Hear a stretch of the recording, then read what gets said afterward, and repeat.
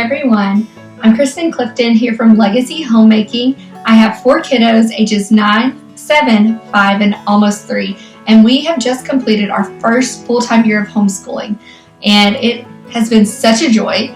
It worked out so much better than I ever anticipated.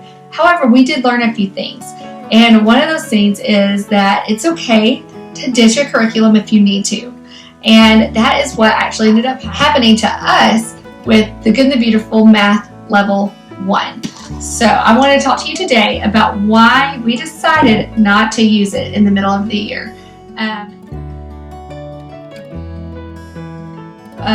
The reason we went with this to begin with was because it was a story-based program, and as a struggling math student myself, my first grader was not, he was average, but I definitely did struggle with math in school. I thought that maybe had I had something similar to this, I might have done a little bit better, and who knows. But I liked the idea of being story-based and literature-based, and I love the idea of there being really fun pictures and sweet stories and things like that. However, it just ended up really not working, and for several reasons. But I want to start off saying the reasons that it did not work were not to do with Jenny Phillips' religious affiliation. It had nothing to do with it. I wouldn't have bought it if I thought that that was a factor. And then the quality of the materials that they send out. So the paper quality in this is very good. The manipulative quality is very good. And so those things are excellent, and it shows that they care a lot about their product. This was simply, I did not think, a very good curriculum as far as the material in and of itself, what they were learning, and the way and the order in which they were learning it. Like I said, it was a story-based program, and so that's why we originally got it. And kind of just to go off of that, that's pretty teacher intensive. And like I said, I have 4 kiddos, and it was really hard to sit down and read out some potentially long lessons that had stories and things that went along with it. Now, they do a good job, and like I said, that's why we bought it. So I knew what I was getting into when I ordered it. But the amount of time it was taking for just one-on-one, this one kid to just learn one concept was just not a reality for us. I needed something that was just a little bit quicker and a little bit more concrete as far as the work you would actually have to show with pen and paper as well. So I like manipulatives, and I think those are great. We definitely need those. But I also like the act of writing out things. And there was some of that, don't get me wrong. I'm not saying that there wasn't any of that in here. But it was just not what we were looking for. So the lessons were long and highly teacher intensive. The games, if you are having to learn a new game to go along with that lesson, that's teacher intensive. To get out all the materials, read those instructions. If you've never played it before, play it. And so it just wasn't, for us, it wasn't a realistic fit for just one subject, for just one kid.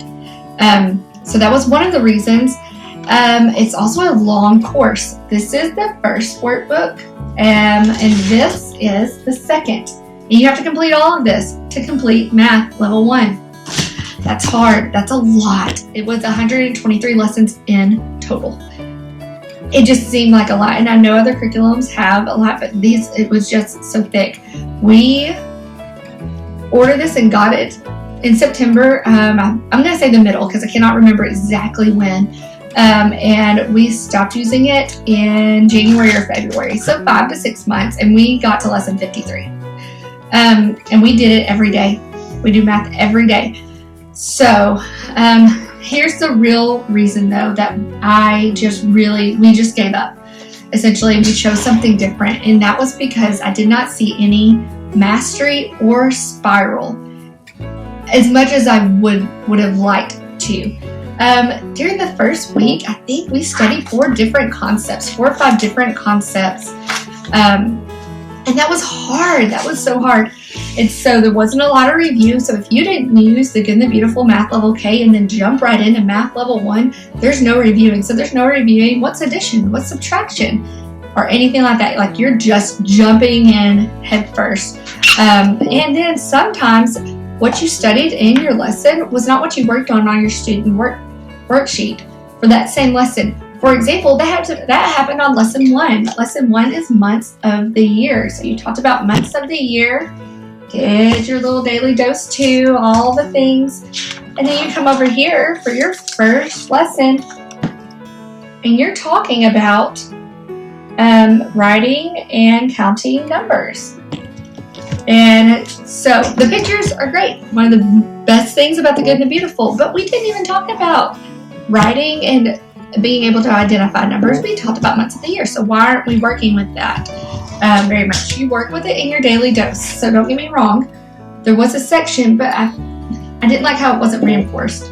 And then lesson 2 was over equal and not equal. And I'm going to have another video that's going to come along after this where I show you a picture of the book itself. And so you can see that. I wanted to show you. For example, here is section 1, lesson 1, and you're talking about addition and subtraction, but it's very loose. So lesson 1 is months of the year, like I said. Here's your daily dose. Here's your lesson. Oh, there's my notes. And remember, lesson 1 is talking about months of the year. And this is our worksheet for what we were supposed to be practicing. Lesson 2 is equal or not equal. Here's our lesson. And here, once again, like I said, remember, we didn't review anything. So if your kid doesn't remember how to read an equation, you're going to have to go back and review that. So it just jumps right into, like, here's this concept, and this is a concept like recognizing numbers and which one's smaller and which one's larger. And this is this gets harder. This is a new concept, and this is lesson 2, guys. It blew me away. So there was that's how that ended up working out. I didn't like it. I really didn't, because there was also nowhere for them to write. Like, if you're going to do it that way, that's fine, but have 5 minus 4 equals so they can write what it equals, because he just had to write it up here, and that was hard. It was just hard. So that was equal or not equal. Now lesson 3. This is day 3. What you're doing.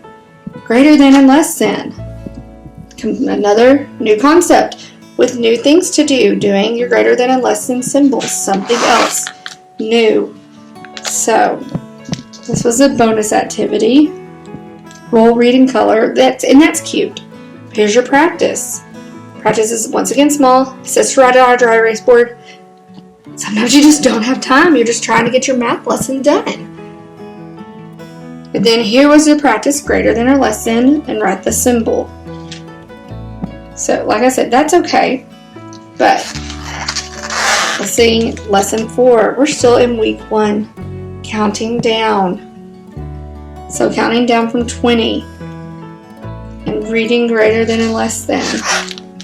And then here's counting down at the castle. So do you see what I mean by not seeming to flow real well and not really having a rhyme or reason? Like, why are we doing counting down? What are we working towards? I never could figure out what it was they were trying to work towards. Lesson 5, one more. This is week 1, and we have done 5 new concepts. So, and they seem to be all jumbled. So, lesson 6.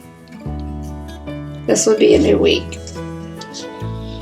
So this is just the first week's look into the Good and the Beautiful Math. But I hope that can kind of help you see and make sense of exactly what I'm talking about with the flow and the sequence of lessons and concepts. So here is a review page. So that's good.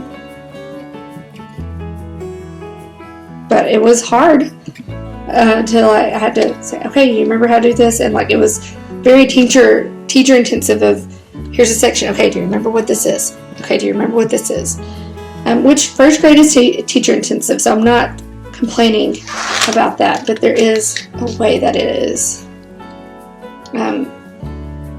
a way that it can be done a little bit faster. And like I said, it just didn't seem to have Master Your Spiral. You would not really work on things a whole lot before you moved on to a new concept, so where you could master it, nor would you really come back to it in another lesson. It just seemed like it was something new every time. And for me, it was hard to see progress. And I feel like for my son, it was hard for him to look back and see, oh yeah, I'm learning and I've already learned this. So that was really, really hard. And so those were just some of the main reasons that I didn't like it. I actually only found one other YouTube video when we started having issues and both of us started hating math time at school. I started looking on YouTube and I found a plethora of videos saying how much everybody loved it, except for they hadn't used it yet. They had just gotten it in and they may have used Math Level K and they were just super excited because it looked so pretty, and it does. There was only one lady that said, this math is not good. It's not good. And I was like, oh no. I was thinking about using this like for our English. However, she did go on to say, I think their English and their language arts is phenomenal. And that is all I've heard. I have not heard one bad thing about their language arts and their English. But I did hear one video saying this math was not on par. And I don't believe it is. I'm with her. So I have not personally used their language arts curriculum. But I do think I've seen it and I've looked at it and I've watched countless videos, just like I'm sure you have, otherwise you wouldn't be here. So I think that their language arts is amazing. I have no reason to assume otherwise, but I do know that this math wasn't good.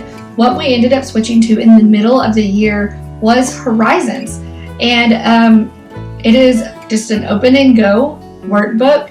But there's progress and it's spiral, so you're going to be introduced to a new concept and you're going to work on it, but then you're also going to review over something that you've learned previously. And I love that because mastery can be difficult. So remembering what you've learned from previous lessons is huge, and that shows if you have mastered it or if you need help in another area. And that was very easy to see in our Horizons curriculum, and it was easy to teach. It did not take nearly as long. I could make up my own problems, get my own manipulatives out, and all of those things. And so I loved what we switched to. It was fantastic. And I'm so thankful that I didn't let the money we spent here dissuade me, because it did for a little bit. I wish I would have done it sooner, but I didn't want to waste the money, and I really did want to give this a fair shake. So this has, like I said, this has nothing to do with the Good and the Beautiful as a company. I think they're great. Has nothing to do with the quality of the products and the care that they give to their customers. All of that's excellent. Has nothing to do with her religious affiliation.